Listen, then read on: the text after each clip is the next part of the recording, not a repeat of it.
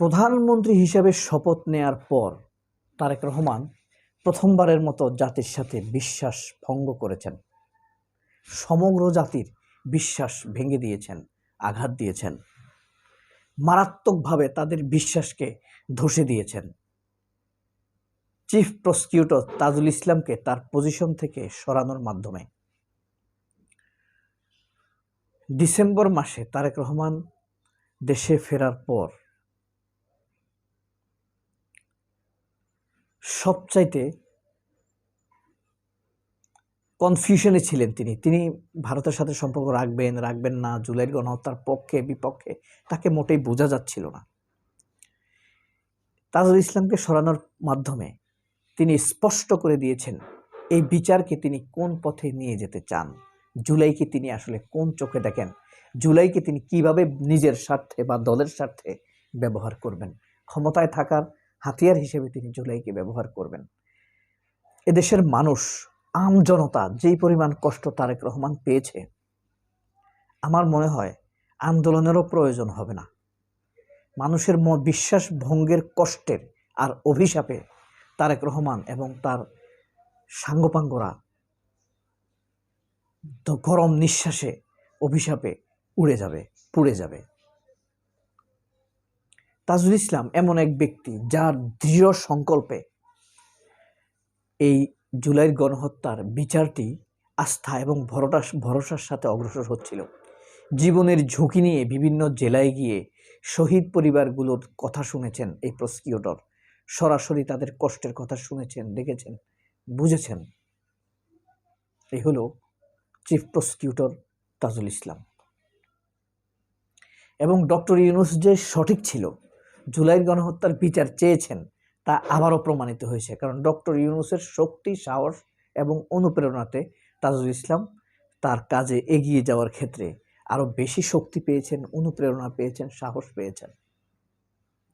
আপনারা জানেন এই গুম খুন কমিশনের তদন্ত এবং তাদের মামলা হওয়ার ব্যাপারে, খুনি শেখ হাসিনার বিচার হওয়ার ব্যাপারে, বিডিআর বিদ্রোহের ব্যাপারে বিচারকে ভিন্নভাবে ঘোরানোর জন্য, বিচারকে আর্টিফিশিয়াল করার জন্য, বিচারের গতিতে চলতে না দিয়ে নিজেদের মতো চালানোর জন্য খুনি হাসিনার নিয়োজিত ওয়াকারুজ্জামান এই তাজুল ইসলামের সাথে দেখা করেছে, কিন্তু তাজুল ইসলামকে ভয় পাওয়াইতে পারে নাই। প্রধান বিচারপতি রিফাত রশিদের সাথে দেখা করেছে, ভয় পাওয়াতে পারে নাই। এই সেই তাজুল ইসলাম, আমাদের সাহসের বাতিঘর। যখন শেখ হাসিনার বিচারের রায়টি হয়, তখন বাংলাদেশের সকল শহীদ পরিবার তাজুল ইসলামের পাশে থাকার জন্য, তাজুল ইসলামের প্রতি ভরসা রাখার জন্য স্পষ্ট বলেছে যে আমরা তাজুল ইসলামের উপরে আমাদের আস্থা আছে, ভরসা আছে। তাজুল ইসলাম থাকলে আমরা বিচার পাব, এমন আস্থা রেখেছে তার উপরে।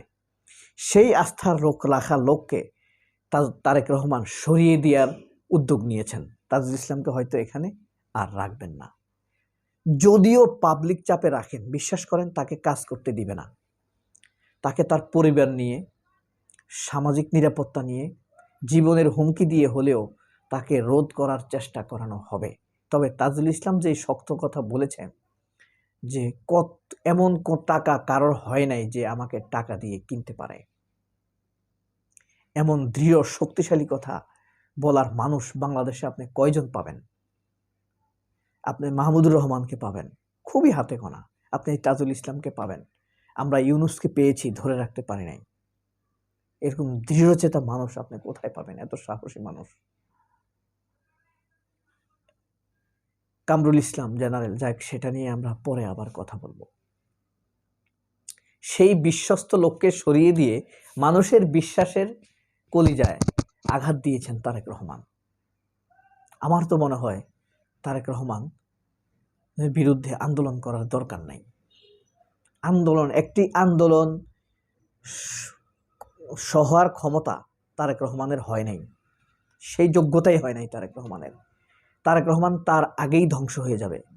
এই যে যাদের বিশ্বাস ভঙ্গ করেছে, যারা শহীদ হয়েছে, যেসব পরিবারগুলো আহত হয়েছে, 40,000 পরিবার আছে যাদের পরিবারের সদস্যরা আহত হয়েছে। তাদের গরম নিঃশ্বাসের অভিশাপে তারেক রহমান উড়ে যাবে, পুড়ে যাবে, ছাই হয়ে যাবে।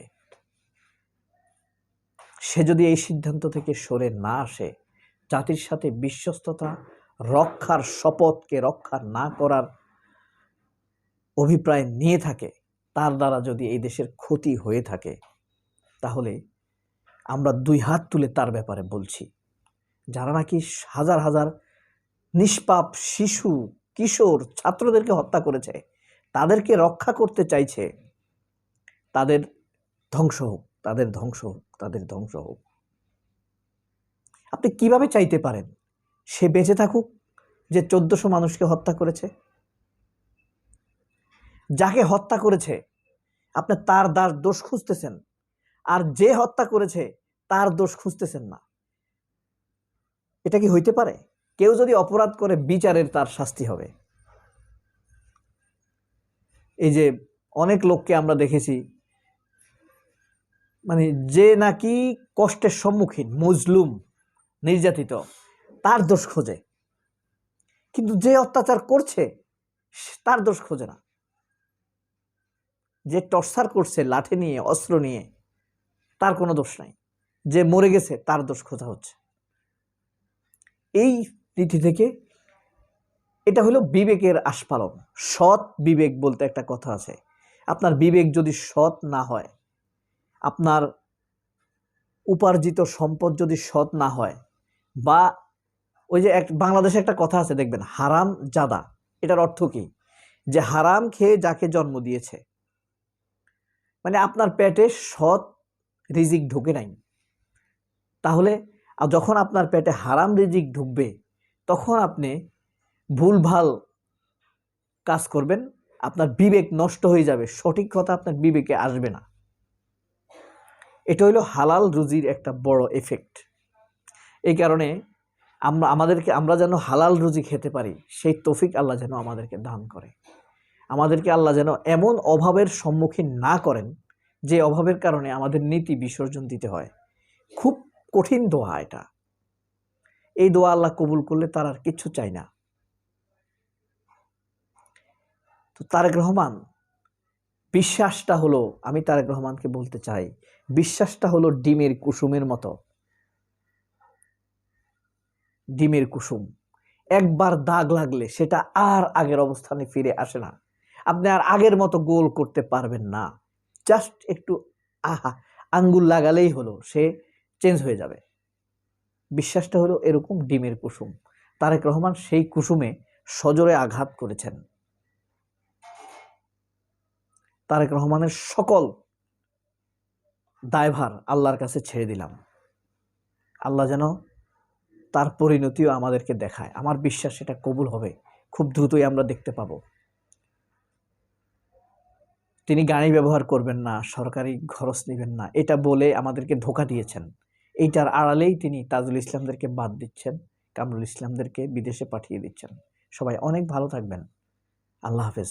দোয়া করবেন বেশি বেশি আল্লাহর কাছে, সত্যের জন্য দোয়া করবেন, ন্যায় বিচারের জন্য দোয়া করবেন যারাই এই ভিডিও শুনছেন।